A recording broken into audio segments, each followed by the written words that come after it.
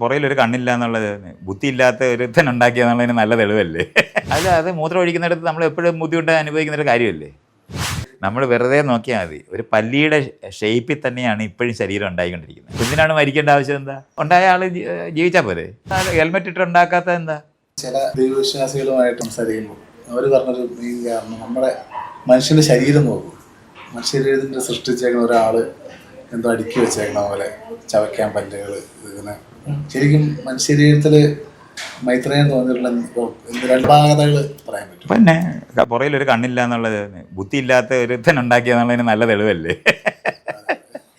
പേടിച്ചിട്ട് നമ്മൾ ഭിത്തിക്കുമ്പോൾ തിരിഞ്ഞു നിൽക്കത്തില്ലേ. വിവരമുള്ള ആരെങ്കിലും ഉണ്ടാക്കിയതാണെന്നുണ്ടെങ്കിൽ തലയ്ക്ക് പുറയിലൊരു കണ്ണ് വയ്ക്കത്തില്ലേ. അറിഞ്ഞുകൂടാ. അങ്ങനെയൊന്നും അല്ല ഇതുണ്ടായത്. ആരെങ്കിലും അടുക്കി വെച്ചതല്ല. ആയിരക്കണക്കിന് വർഷമല്ല, ലക്ഷക്കണക്കിന് വർഷം കൊണ്ടുണ്ടായതാണ്. അതുകൊണ്ടാണ് ഒരു കാര്യത്തിന് ഉപയോഗിക്കുന്ന 2-3 തരത്തിൽ ഉപയോഗിക്കുക എന്ന് പറയുന്നതൊക്കെ നമ്മൾ കണ്ടുപിടിച്ചിട്ടുണ്ട്.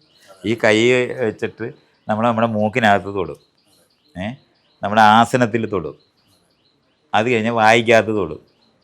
ഇത് കൊള്ളാവുന്ന വിവരമുള്ളതാണെന്നുണ്ടെങ്കിൽ ഇതിനെല്ലാം പ്രത്യേകം ഓരോ കൈ ഉണ്ടാക്കത്തില്ലായിരുന്നു. അത് ഈ കൈയെഴുതി രോഗമൊക്കെ ഇങ്ങനെ പിടിക്കുമോ? അപ്പോൾ കൈ ഷേക്ക് ഹാൻഡ് കൊടുക്കുന്നതിൻ്റെ കയ്യിൽ അവനെ എല്ലായിടം തൊട്ടച്ച കൈയാണ് ആയിട്ട് വരുന്നത്. അപ്പോൾ കയ്യിലൊരു ഗ്ലൗസ് ഉണ്ടാകത്തില്ലായിരുന്നോ വിവരം ഉണ്ടായിരുന്നെന്നുണ്ടെങ്കിൽ? അത് മൂത്രം ഒഴിക്കുന്നിടത്ത് നമ്മൾ എപ്പോഴും ബുദ്ധിമുട്ട് അനുഭവിക്കുന്നൊരു കാര്യമല്ലേ. ഇതെല്ലാം നമ്മൾ നോക്കിയാൽ മതി.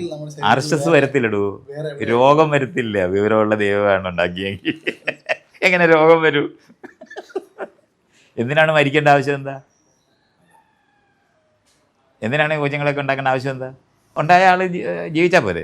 ചില സാധനം മാത്രം ശരിയായെന്നുള്ള നിലവാരത്തിൽ തോന്നുമ്പോൾ സൂക്ഷിച്ചങ്ങോട്ട് നോക്കി നമുക്ക് നന്നായിട്ട് അറിയാം. വല്ലവനൊരു കല്ലെടുത്തെറിഞ്ഞാൽ നമ്മുടെ തലയിൽ കൊണ്ടാൽ നമ്മൾ ബോധം കെട്ട് വീഴുന്നില്ലേ. എടാ, ഹെൽമെറ്റ് ഇട്ട് ഉണ്ടാക്കാത്ത എന്താ?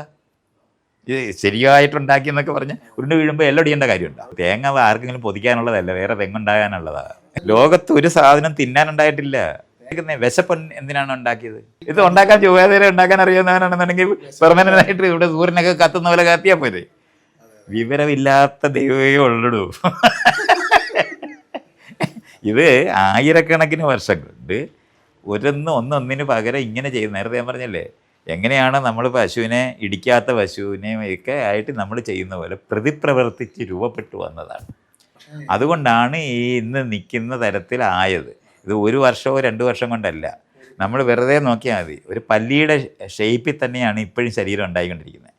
തലയും 2 കൈയും 2 കാലും ഉണ്ടായ അതിനകത്ത് ഓരോന്നും കൊച്ചു വച്ച ആവശ്യങ്ങൾക്ക് മാറ്റി ഇടിക്കാത്ത പശുവിനെ കണ്ടുപിടിക്കുന്ന പോലെ പതുക്കെ ഉണ്ടായ മാറ്റങ്ങളാണ്. നാടിന് അനുസരിച്ച് മാറ്റം. ഇപ്പോൾ കേരളത്തുകാരനെ അരി തിന്നുന്നതും ഈ മീനെ തിന്നുന്നവനുമായിട്ടിരിക്കുന്നത്. ഇവിടെ അരിയും മീനുമേ കിട്ടുള്ളൂ. അല്ലാതെ നമ്മുടെ മലയാളിയുടെ സ്വഭാവമൊന്നും അല്ല ഇത്. വടക്കേ ഇന്ത്യയിൽ പോകുമ്പോൾ ഗോതമ്പ് തിന്നുന്നത് ഗോതമ്പ് അതേ കിട്ടത്തുള്ളൂ. അപ്പം അങ്ങനെയാണ് ഉള്ളതിനനുസരിച്ചിട്ടുള്ള മാറ്റം പരസ്പരം പ്രതിപ്രവർത്തിച്ച് രൂപപ്പെടുന്ന നിലവാരത്തിലാണ് നമ്മൾ ഉണ്ടായി വന്നിട്ടുള്ളത്. അതുകൊണ്ടാണ് ഇതിനകത്ത് ഈ പറയുന്ന തെങ്ങിനനുസരിച്ചിട്ടുള്ള തെങ്ങ കയറാൻ അറിയാവുന്ന കുരങ്ങനുണ്ടാകുന്നതെന്ന് പറഞ്ഞാൽ തെങ്ങ് അവിടെ നിൽക്കുന്ന കാരണം കൊണ്ട് അതിന് മണ്ടേ കയറാൻ കഴിവുള്ളവരായിട്ട് മാറുമ്പോഴാണ് അങ്ങനെ അതുകൊണ്ടാണ് പലതരത്തിലുണ്ടാകുന്നത്. തറയിലിറങ്ങി നടക്കാൻ തുടങ്ങിയപ്പോൾ മരത്തെ കയറുന്ന കഴിവ് പറഞ്ഞ്. ഇതുകൊണ്ടാണ് നമുക്കിപ്പോൾ പഴയതുപോലെ ഈ കുരങ്ങ് കയറുന്ന പോലെ കയറാൻ പറ്റാതായത്. തറയെ നടക്കാൻ കുരങ്ങിൻ്റെ തറയെ നടക്കാൻ ഇങ്ങനെ നമ്മൾ ഈ നടക്കുന്നവരെ നടക്കാൻ എളുപ്പമല്ല.